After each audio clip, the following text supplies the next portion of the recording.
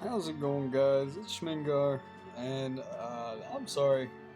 I have a lot going on, but we're still getting these videos out slowly but surely. Today I have crustaceans. I've been having fun with this deck all week. I don't know why, I just really like it. Strawberry Hermit Crab has been a great inclusion, in my opinion, and it's one of the closest mono collection decks that I can get. Well, I want to say mono collection. Mono ocean. I have like 13 crabs in here, I think. Alright. Curled octopus. Crustaceans get 20 until played. Pretty good. And has strong stats. Strawberry hermit crab. Oh no. Oh no. Strawberry hermit crab, the new card. 5 for 26 on the play. For every oceans card in your deck, your crustaceans cards in hand get 2 power for 4 turns. That's pretty good. I have 16 oceans cards in this deck. So that will equal out to 32 power to my crustaceans in hand for 4 turns. Dungness crab? Something like that. 6 for 90, and on the return it loses 90 permanently, and your crustaceans cost 1 less. That seems pretty bad, and it could be better. Honestly, I'd argue it could lose 60 permanently and still be fine. But it does gain quite a few buffs, so it's not going to feel useless all the time until later. But it is great at what it does, which is cost reduction. You need to reduce the cost of your cards because you're running Tidal Wave in the deck. Your Oceans cards get 25 power and cost 1 extra until played. Vampire Crab. On the play, if your deck has 2 or more crustaceans, 2 of your opponent's random cards, wherever they are, lose 50 until played. So that's kind of a creeper card. Most of the time you won't feel it immediately, or they won't feel it immediately, but when they play, if you're lucky, it'll hit a card they want to play on like one of their good rounds, and it'll feel bad. Fiddle Crab. On the play, if you play it next to 2 Oceans cards, so it will have to be in the middle slot. Your Crustaceans cards, wherever they are, gain 23 this turn and next, so for 2 turns.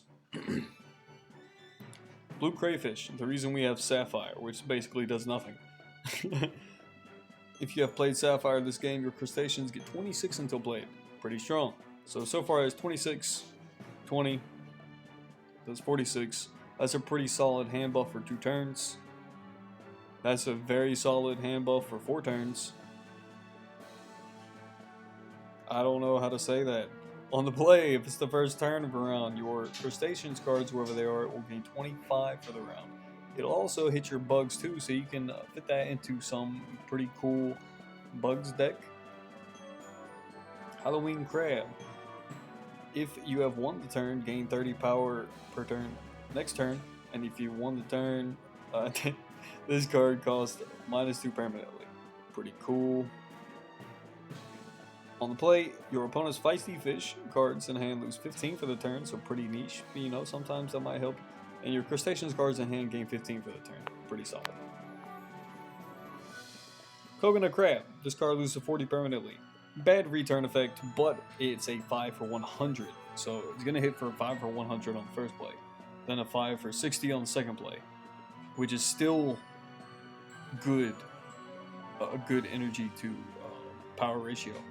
It's not until the third play it's going to feel a little bad. It'll be a 5 for 20. But it's still going to have Crustaceans buff the entire time. So it's going to come out pretty huge at first. And it's going to get smaller. It's definitely going to get smaller. But it's still going to have all those Crustaceans buffs. So it's not going to be totally useless. Although we don't want to play that in round 5 most of the time. We went over Tidal Wave. Crystal Red Shrimp. On return, your life on land. Nice. You can fit that into a life on land deck. Maybe something with a Great Flood or Amazon River. And Oceans and Seas cards, wherever they are, gain 19 for the round. Pretty cool. Candy Crab. It costs +6 permanently. So you're seeing a theme. They kind of punish themselves at the cost of just being strong out the gate. This is a 5 for 100. This is a 4 for 100. This is a 6 for 90. But they punish themselves. This one, I don't know how I feel about this. It could be like -50 until played, and I think it would be fine. But it loses 50 permanently, and your Oceans cards get 15 until played. Sally Lightfoot Crab. On the play, if you are winning, your cards, wherever they are, gain 15 for 2 turns. Pretty solid. And on the return, if you lost the turn, all remaining cards in both players' hand lose 15 until play. So that seems like it does nothing. It equals out. They lose 15 until play. You lose 15 until played on 2 cards and whatnot. But it can actually be utilized to your advantage. They might want to play those 2 cards, and you probably don't care, because you might want to play the other 3 cards that you're going to draw. You know, you cycle the deck in a way that you want, so you know what you're going to draw into by like round 3, you know? So you can kind of take advantage of that. It's kind of up to their decision as well, because they might not play the cards that lost the power. You know, there's a lot of factors. Devil Reef Crab. All non-Oceans cards in both players' hand lose 25 for the turn, which is pretty convenient because we have 16 Oceans cards. So this will pretty much never be played on a turn where we have non-Oceans cards on the board. So this will almost always, unless they have some Oceans cards, this will almost always be hitting for 115. Then Crystal Jelly to further reduce our Oceans cards cost, because as much as this helps, we still need to reduce them by 1 more due to Tidal Wave, increasing them by 1. Alrighty, let's get into it.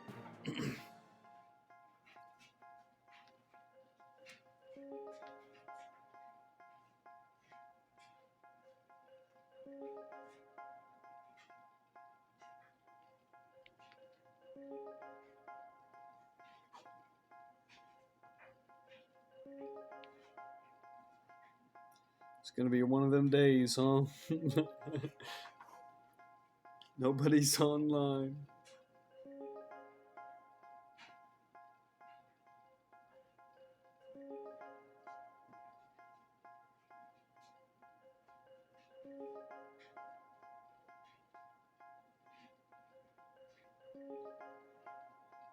Alright, there we go.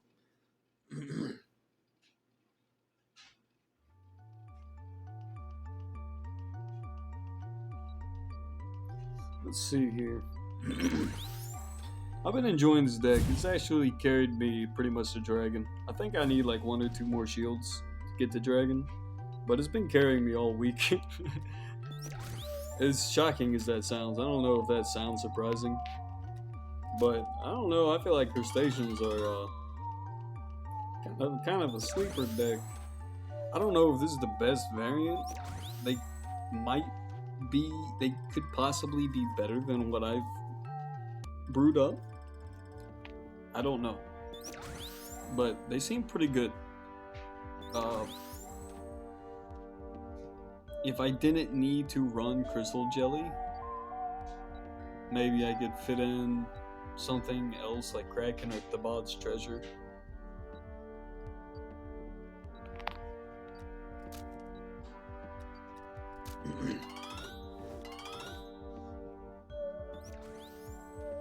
Coming out kind of hurting. It's painful.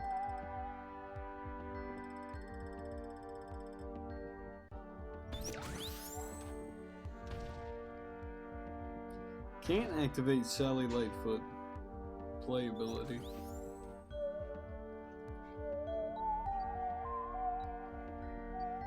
I'm gonna play it anyway. I'm gonna do this.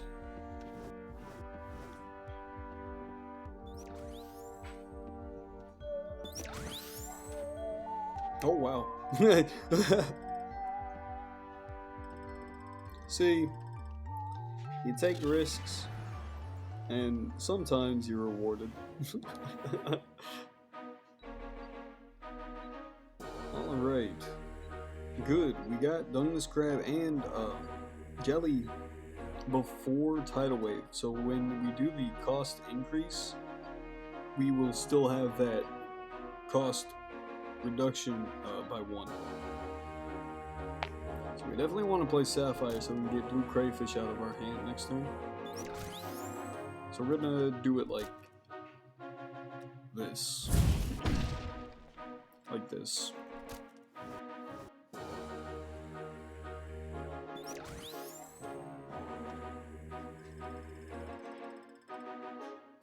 That's right, I need to do a video talking about the nerfs. Very interesting. I'm actually a fan. Well, balance patch, there were some buffs. I'm a big fan of the buffs. Let's see. Now we can play Tidal Wave, Blue Crayfish, and Vampire Crab.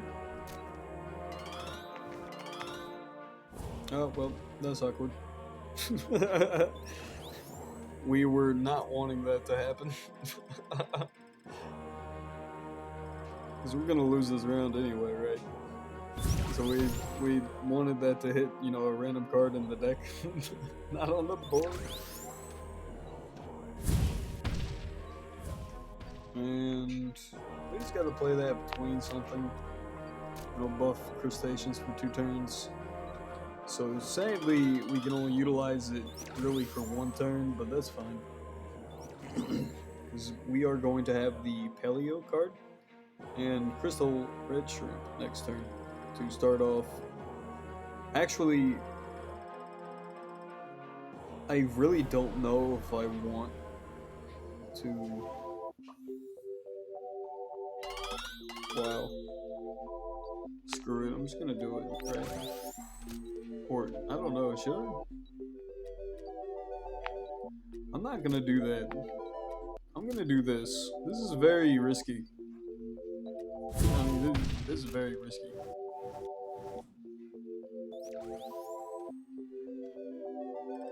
What I plan on doing is holding the Crystal Red Shrimp and the Paleo card until round 4, dropping them then.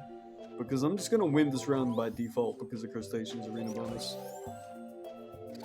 Like at max, it's going to provide 630 bonus power. So I feel pretty safe. Especially since Strawberry Hermit is dropping onto Crystal Red Shrimp for 4 turns. So that will carry into round 4, which is pretty convenient.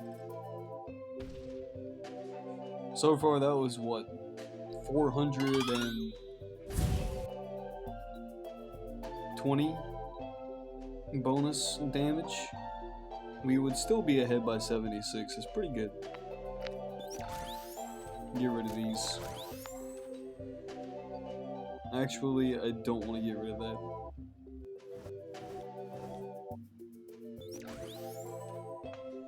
Nice.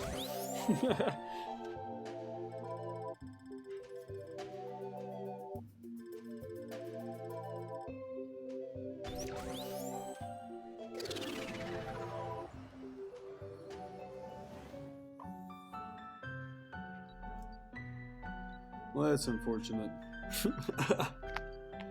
Alrighty, let's see. Risk it for the biscuit.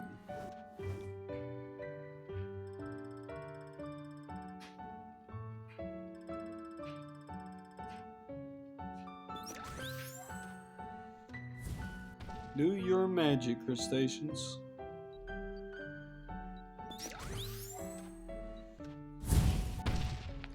Well, that's just not good. I forgot how many cards I would draw into that were not crustaceans. That might come in handy, actually. It really depends. I don't know. I'm probably just going to go into round 5 without the crustacean bonuses, which is kind of... That's bad. That's not good. That's not good. But, let's see here. Should I just... I'm just gonna do this. Yeah.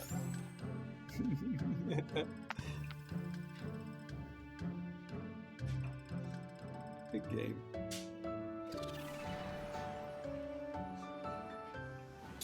Crustaceans aren't bad. I think they still need that extra oomph, and I really, or maybe I just don't have the best deck. I don't know. What I do know is they have potential because they are pushing out a lot of power with um, Strawberry Hermit combining with Fiddler Crab and Blue Crayfish. The power from that and the power from Curled Octopus, that's a pretty good bonus, even though it's not a crustacean. And then Candy Crab and Coconut Octopus just starting out as big as they are, it definitely helps you steal those early rounds. So you don't really have to worry too much. Yeah, I don't know. I have a lot of fun with them. They're good. You should give them a try. Anyway, I hope you enjoyed. Peace.